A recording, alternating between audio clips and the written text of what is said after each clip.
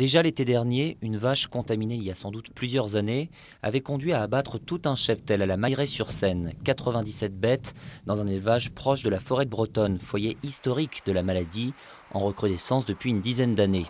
La bactérie était alors transmise aux bovins par les cervidés, un foyer depuis assaini.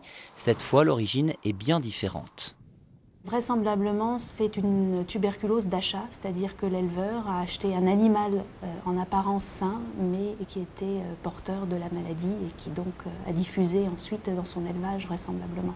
Cette tuberculose est asymptomatique, c'est-à-dire que mis à part une éventuelle baisse de production, un petit état de maigreur, les animaux sont en apparence sains. Et dans ce cas précis, la tâche des services sanitaires est ardue, car contrairement à l'élevage de la Mailleraie, le foyer découvert le 20 juin dernier et confirmé le 1er juillet concerne un cheptel important du département. L'éleveur a plusieurs sites d'élevage avec un nombre plus important de voisins et il vend également à d'autres éleveurs. Donc la maladie peut se propager par l'achat.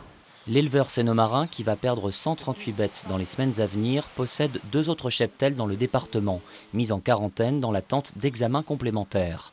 Un agriculteur qui aura à subir lui-même des analyses si l'Agence régionale de santé le décide. Elle est transmissible effectivement à l'homme dans des cas très précis, de contact étroit et répété. Donc c'est effectivement les éleveurs et les vétérinaires qui sont les plus exposés à ce risque. Et pour le consommateur, aucune inquiétude, la viande, une fois cuite, n'est plus contaminée.